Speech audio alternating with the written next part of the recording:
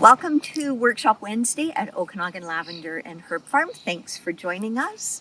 Today we're going to explore some savory herbs with you, and right here I'm standing beside sage.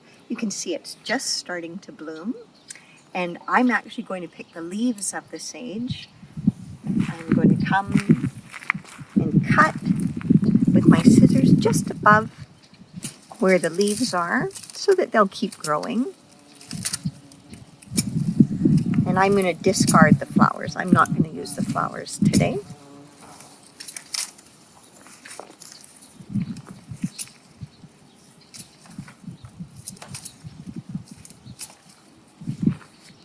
Okay, that's the first herb we want. Now we're going to head over to the other side of the garden so we can pick up some thyme, some bay leaves, and some rosemary. So two of the herbs that I want to pick today are not really winter hardy in the Okanagan. One of them are bay leaves and the other one is rosemary. And so I have them in pots right here. I'm going to cut right off the rosemary.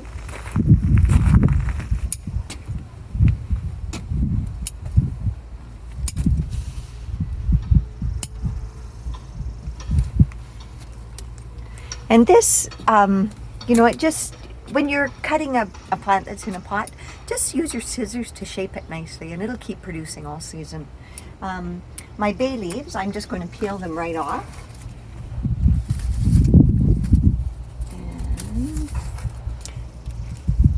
And so bay leaves add a really nice flavor, but you never eat them. So always pull them out of the dish before you serve it.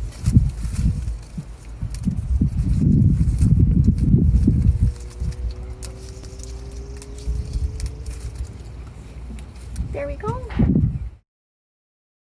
So now we're down at the herb garden where we grow the thyme. You can see it's just starting to bloom. So this is a perfect stage to cut it. I'm going to just go in here with my scissors. I always think of cutting thyme, it's like a bit like giving it a crew cut.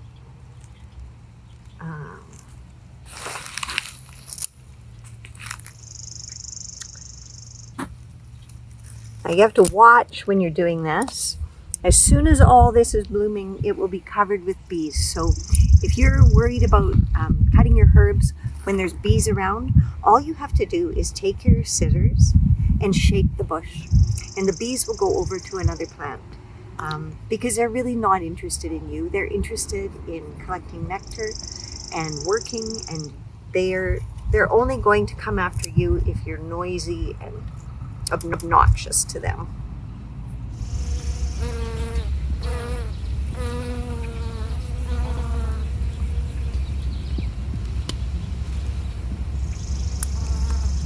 So we have lots of wild plants that grow on our farm, and right here we're looking at sorrel, which is absolutely delicious. It's so lemony and tart. It's a beautiful addition to salads and pasta dishes. It's a little bit like a spinach leaf. You'll find it all over. So this is just going into flower, and it's going to produce its seed soon. We're going to come through here and cut lots of this sorrel. You can use it in soup, stews. We're just going to come along and cut it like this. You can see it has a fleshy leaf, and now I can eat this because I know it grows at my farm. There's no sprays on it. It's not near a road, so it's safe for me to eat. So always be careful when you're foraging for wild plants that you know where it's grown. It's not near car exhaust, and it's spray-free. So I have everything cut that we need to do our workshop today, and I'm going to take you back up to the shop. We'll get set up in the workshop space, and we'll show you how to use these herbs creatively for your kitchen. Thanks for coming up to the workshop space with us. So we're going to look at these savory herbs that we collected out in the garden.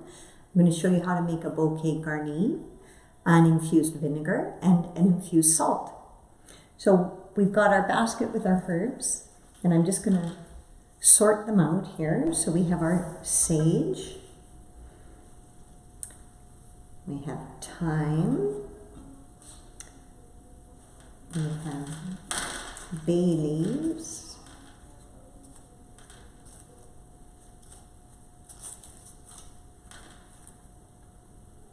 And we have our rosemary.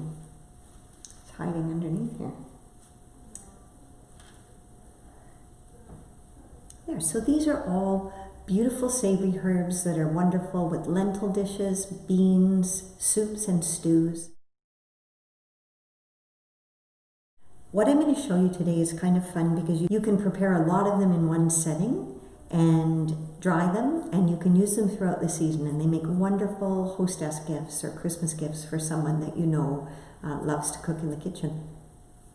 So what I'm going to do, I'm going to take, that's a nice big sage leaf. I'm going to lay some thyme on it. I'm going to take some rosemary, and I'm going to take a bay leaf. Now, later on in the season, my bay leaves are going to become much bigger than this, and I could use them to do the wrapping, but because the bay leaves are small at this point, I'm going to use my sage leaf to do the wrapping. So I'm just going to put it atop the herbs and roll it. So the sage leaf is very pliable, and I'm going to snip off that end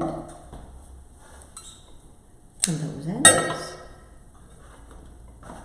And I just have some kitchen twine here. This, you can get it at the grocers, you can get it at the hardware stores, and you're just going to bind it. So it's just a food grade cotton twine. Tie it in a knot. And then what I do is I just dry them on top of a cooling wrap on a cookie sheet.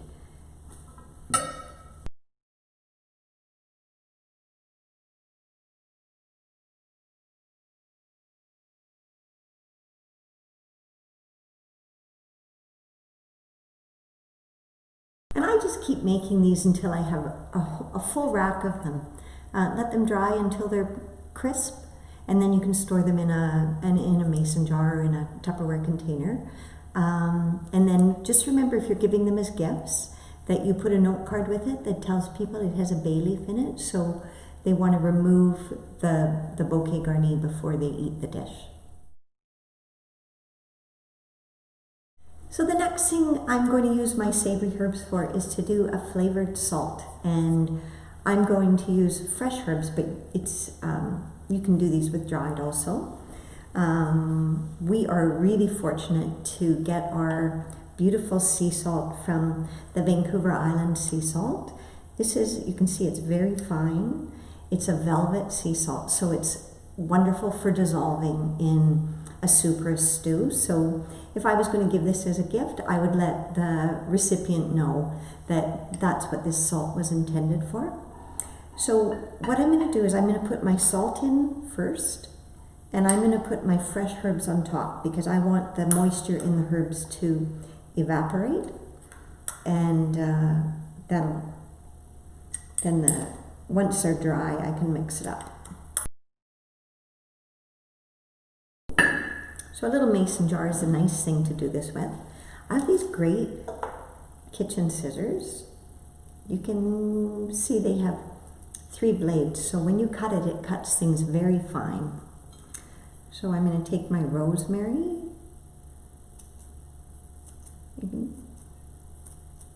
Just makes nice little pieces.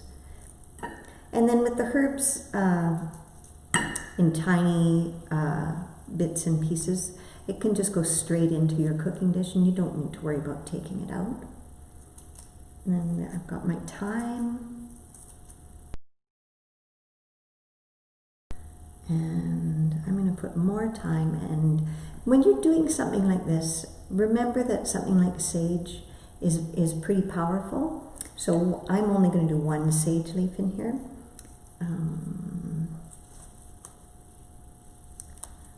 There's a nice one. And sage is one of those herbs that is great when you put it with fatty dishes, so with butter, with duck. the fat really is absorbed by the sage, and it just makes it taste wonderful. And then what I'm going to do with a bay leaf is I'm just going to put one bay leaf on top. I have a little piece of cheesecloth here. So really all this is doing is preventing dust or insects from getting in. And you could use an elastic. I'm just going to use a little piece of twine here.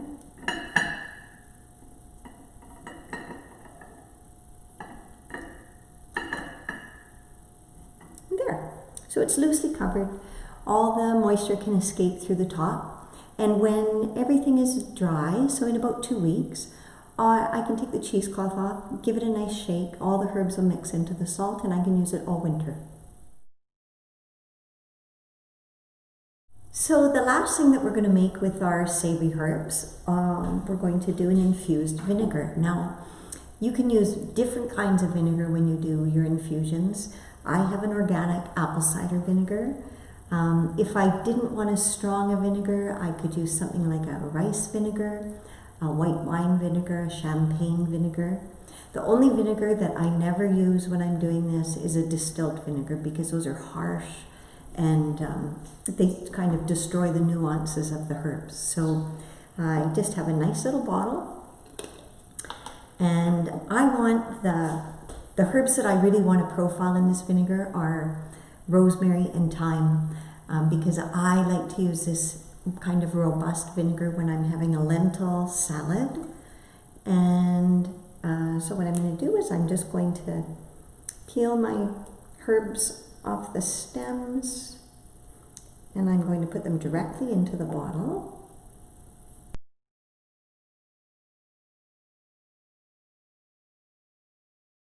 So that's about all the thyme that I want. Now I'm going to put my rosemary in, and I'm just pulling it off the stems, and as I do that I'm pinching the leaves and bruising them to release the flavor.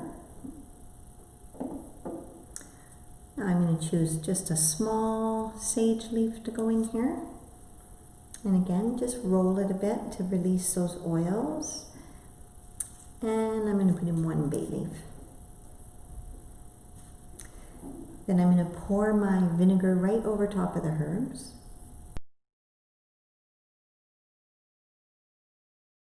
Now vinegar is a preservative, so even though I've used fresh herbs, it's all right for me to put the lid on my bottle. You can see this lid is a plastic lid with a lining, so never use a metal lid with vinegar, it'll be corroded, so you can put it on. I could also put just a piece of cheesecloth over here if I couldn't find the proper lid. And you could use this one day after you make it. The longer you let it sit, the stronger the flavors of the herbs will be. So I'm going to let this sit for about 10 days. Then I'll strain the herbs out, and I'll make sure I label it with the date so that I know what recipe I intended to use it for. Thanks for joining us today. We went out into the garden and picked savory, thyme, rosemary, and bay leaves.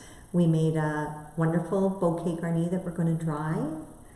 We did a flavored salt. The flavored salt is going to be wonderful this winter, so I've got cheesecloth on top of it so the moisture can escape. So we did the salt with fresh herbs today. If you don't have access to fresh herbs in your garden, we do have dried herbs that we prepare at the farm from 100% farm-grown herbs. So we have herbs de Provence, and we have a poultry seasoning. You can see they're just nice and fresh. Take any salt that you like from, usually a European grocer has a great selection of salt flakes or coarse salt, and then you can just layer the dried herbs with your salt. The other thing that we made was our infused vinegar. So we used our organic apple cider vinegar in our herbs, and that's going to be delightful on my lentil salads. So the last thing I'm going to show you today, this is one of my real favorite herb books, because do you remember out in the garden we picked the wild sorrel, and this is this lovely lemony herb, and there's lots of recipes for sorrel, but This book in particular has a beautiful recipe for sorrel soup, which I really, really love. And we'll put the information on this book in the comments section. So thank you for watching. You can join us every Wednesday for something new we'll introduce you to at the farm. If you have any questions, please let us know in the comments below. If you like the video, give us a thumbs up and subscribe to our YouTube channel. Thanks for visiting. Bye now.